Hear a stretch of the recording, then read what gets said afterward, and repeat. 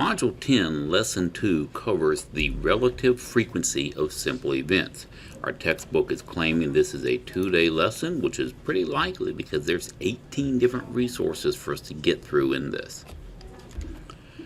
In basketball, a free throw is an uncontested shot awarded to a player after a foul is committed. For many skilled basketball players, the percent of free throws made over their entire career is 90%. Mine, it'd be like 1% because I am horrible with basketball. Anyhow, Talk About It says, how many free throws would you expect a player to make out of 500 attempts if the percent of the free throws made is 90%? The answer would be 450. And how I got that? Well, that's some of the things we're going to be learning about in today's lesson. Our inquiry question for this lesson asks, how does running an experiment help you find the likelihood of an event occurring? Let's take a look at some of that. In this sketch, you will toss darts at the shaded rectangular area to see how many times the darts hit the shaded target area.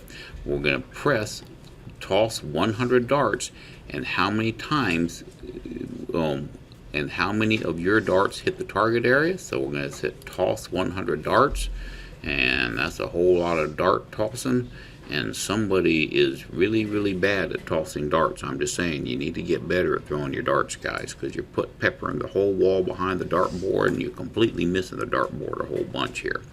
Almost there. And whoop, alright, 100 darts tossed, but only 28 times did you even hit the target. That's pretty bad. I mean, that's really bad. And that would be 28 divided by 100, also known as 0.28, or 28% of a chance of hitting that dartboard. Let's see what else they have for us. For this one, it says use a sketch to adjust a shaded area to create a situation where hitting the dartboard is less likely. In other words, we need a smaller target. I'm saying the way you threw darts last time, you don't need a smaller target. It says drag the orange points located at the top corner and the bottom to change the size of the target and make a prediction on how many. Yep, alright, let's see what we got here. So we're going to scroll down, let it load, and now they want us to take and make an even smaller dartboard. And now their dartboard is smaller. How do you think you're going to do? I think you're going to do pretty pitiful, guys. I mean, really, look at that. That's just really sad. So the smaller the target, you're just awful. I mean, you need to pick another sport. Throwing darts is not your thing. Here we are, almost done. Out of 100 throws, you got 11. I mean, were your eyes even open? So we have right here the number of hits, 11, divided by the number of tosses, 100. That gives you your probability of actually hitting the dartboard, which is going to be 11 hundredths, or 11%. Now, the textbook obviously realizes that you are terrible at throwing darts, so now they want us to make it a sure thing for you. So we're going to take and raise up your thing. I wonder if that dot does nothing for me. And now we have a surefire, guaranteed, cannot go wrong. You can't miss the dartboard because the dartboard's the entire wall. All you have to do, get the dart to the wall, and you're in. And let's see how we do in here. You have got a almost there. Almost there. Boom, look at that, 100 out of 100, and 100 divided by 100 is 1, so when your average comes out to be a 1, that means it is a sure thing, cannot go wrong. You can't miss that dartboard because you are a dart throwing fool with a really big target. Alright, I'm tired of playing around with the dartboard. There's some other things we could have done there, but let's just keep moving here. Probability is defined as a chance an event will occur. Alright, highlight that vocab word. A simple event is one outcome or a collection of outcomes. And then, for example, an event can occur when tossing a coin, spinning a spinner, or choosing a card at random from a stack of cards. When you perform one of these tasks, you are conducting one trial in a probability event. Now, they didn't actually define probability event there, I don't think, but yeah, I guess they did. When you perform one task, yeah, all right. And then you can use the results of a probability experiment to compare the number of favorable outcomes to the number of total possible outcomes, and this is known as the relative frequency of the event. So here we have another definition. Looking at some words here, we can see that the relative frequency of the event is going to be the ratio of your number of favorable outcomes. That means how many times you hit that dartboard, divided by the total number of outcomes. How many times did you throw the darts? We would see that as a ratio. We looked at that earlier. Number of favorable outcomes divided by number of possible outcomes. Whatever you get there, if it's a 0, that means you stink. Okay, you have no chance of hitting. You might as well just quit, surrender, roll over and die. It's not going to happen. And if you get that 1, it is a sure thing, cannot lose type of situation. And now we get another exciting word from our sponsor here to explain how to find the relative frequency of an event.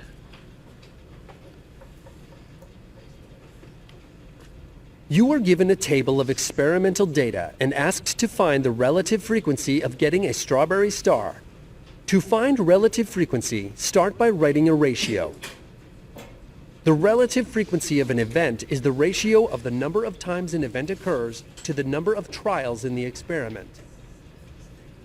In this case, the number of times the event occurs is 36 because 36 of Lewis's fruit stars were strawberry flavor.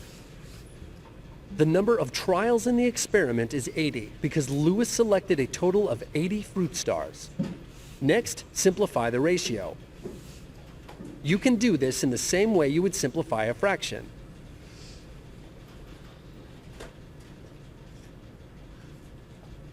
The last step is to write the relative frequency as a fraction, decimal, and a percent. You can convert this fraction to a decimal or percent by writing an equivalent fraction with a denominator of 100. The relative frequency of getting a strawberry star is 9/20ths, or 4500ths, or 45%. Well, that looks pretty darn simple, doesn't it? I think you're going to find that this lesson is probably not going to be too bad. Maybe a fair bit of work involved, but even the work they're offering you doesn't appear to be too overwhelming, at least at this point. Now, example 1 wants us to find the relative frequency of, let's see here, a number cube with sides labeled 1, 2, 3, 4, 5, and 6. Standard number cube is rolled 20 times. The number 5 is rolled 4 of those 20 times. What is the relative frequency of rolling a 5? Well, you got a 5 4 times out of 20 times. Let's see how this is actually going to work. Of course, the first thing you probably should be doing here is writing down your formula, which they did, the number of times a 5 occurs over the total number of outcomes.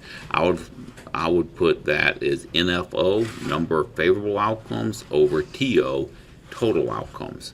4 over 20 is what you have there. That can, of course, be simplified down to 1/5, so now you have your fraction in simplest terms.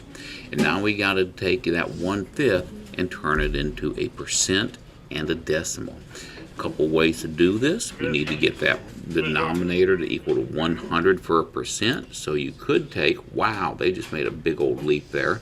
And let's go back here and look at that again. But you could take and multiply 5 by 20 to get it to 100, and then 1 by 20, which would be 20, and that is where they got this 20 over 100 you see right here. And of course, 20 hundredths, read it to me, 20 hundredths is 0.20, otherwise known as just 0.2. So your answer is going to be 20 over 100, or 1/5, 0.2, and of course 20 over 100 is the same thing as saying 20%, because a percent is a ratio between some number and 100. Continuing on with this problem, we can say the relative frequency of rolling a 5 is, as a fraction, 1 over 5. As a decimal, it's going to be 0.2, and as a percent, that's going to be 20%. Shouldn't be anything groundbreaking to you in how to figure those things out. These are things you should have already done many times in the past. Now it's going to be your turn to pause this video while you do extra example 1 and find out the odds of what that problem's asking for. A bag contains blue, red, green, and yellow marbles. You draw a marble from the bag 50 times and record the color, and then you put it back in the bag. So there's always going to be 50 marbles in the bag. You draw blue 13 times, red 20 times, green 7 times, and yellow 10 times. And it wants to know what is the relative frequency written as a fraction for choosing yellow. Well, we're going to take and get my mouse working here. Whoa, don't do that to me. Come back up. We're going to take and start off by, how did I say to write that? NFO for number of favorable outcomes over TO for total outcomes. The number of favorable outcomes for yellow is yellow happened 10 times. So I have 10 out of how many times did we draw that marble? 50. Of course, we can simplify that fraction by dividing 10 over 10, and that's going to give me it written as a fraction as 1 over 5. Now, we could have also taken that 10 over 10. We didn't tell us to, but if I multiply the top and bottom by 2, that would have given me 20 over 100, which you could read as 20 hundredths, which means it's going to be 0.20, 20 hundredths, also known as 0.2. And finally, when you compare a ratio of some number to 100, that's also the percent, so it's also going to be the percent. All three of those are valid answers, but the only one that they wanted was that 1:5 ratio. So we're going to take and put our 1 over 5. Oops, I didn't put my fraction in there. Let's try that again. 1 over 5, accept and check, and we are, there we go, happy sounds. Let's keep going with example 2. A group of students went on a field trip to the zoo. The frequency table shows the results of the survey about their favorite exhibit. What is the relative frequency of the favorite exhibit being either the penguins or the bears? And it says, think about it. What is going to be the total responses? So we have the penguins right here. They had 13 out of a whole bunch. And the poor little bears, they only had 6 out of so much. And the question, once again, want to know what the relative frequency of the favorite exhibit being, either penguins or the bears. Well, it's obviously going to be the penguins, but let's see how they want us to work that out, because their question's worded kind of weird. So, first off, the total number of students to go, that's going to become 26 plus 21 is going to be 47. And then from there we have 47 is going to be 54, 64, and then 70. So it looks like we have a total of 70 students that went. That's good. And then, oh, okay, so we're adding the penguins and the bears. 13 students really like the penguins. 6 students really like the bears. That means that there's a total of 19 students that really thought that either the penguins or the bears, those were the cat's meow. Moving on from there, we're going to say find the relative frequency. So there was 19 students that chose either the penguins or the bears out of 70 students total. Write that as a fraction. That's it. And then the relative frequency of that is going to be about, if you divided these two out, you get 0.27, which is also known as 27%. All you have to do to change a decimal to a percent is go bloop bloop, bounce that decimal 2 spaces to the right, put in a percent sign, and it's done. Now let's look at extra example 2. You go ahead and pause the video and figure out this one where they say in golf a par 5 hole indicates that an experienced golfer is expected to score a 5 on that hole, meaning they have to hit the ball with a stick 5 times to get it in. The table shows Roger's scores, not this one, on the most recent par 5 holes that he has played, and you can see right here he scored a 4, a 2, a 5, a 6, and a 7. And let's see if we can figure this out. Write the relative frequency as a ratio. Write the relative frequency ratio as a fraction, as a decimal, and a percent. So they went ahead and gave you the frequency here. The frequency. Hold that thought. Okay, I see what it is. I'm going to explain it to you so you understand. He scored a 4 2 times. He scored a 5 16 times. He scored a 6 8 times. And he scored a 7 4 times. With that, you should have what you need to know to solve this problem. Go. Okay, let's take a look here. It wants to know the odds of the relative frequency of him scoring a 4 or a 5. Well, a 4 he scored twice, and a 5 he scored 16 times. So that means I'm going to have 2 plus 16 divided by, and if you add all these up, let's do 6, we'd have 16, 20, 28, 30. So that's out of 30 times he played golf, which means that's going to be 18 out of 30, and that would be divisible by 6 over 6, which is going to give you a 3 to 5 ratio. So the fraction is going to be 3 out of 5. Of course, 3 to 5 ratio, we could take and multiply the top and bottom by 20 to get it equal to where the denominator is 100, and then 3 times 20 is 60. That means that you would have a 60% chance of doing it, and 60% written as a decimal. All you have to do is take that decimal and go to bloop, 2 spaces to the left. That's going to give you 0.6. I'm sorry, 60% was a percent, and the decimal is going to be 0.6.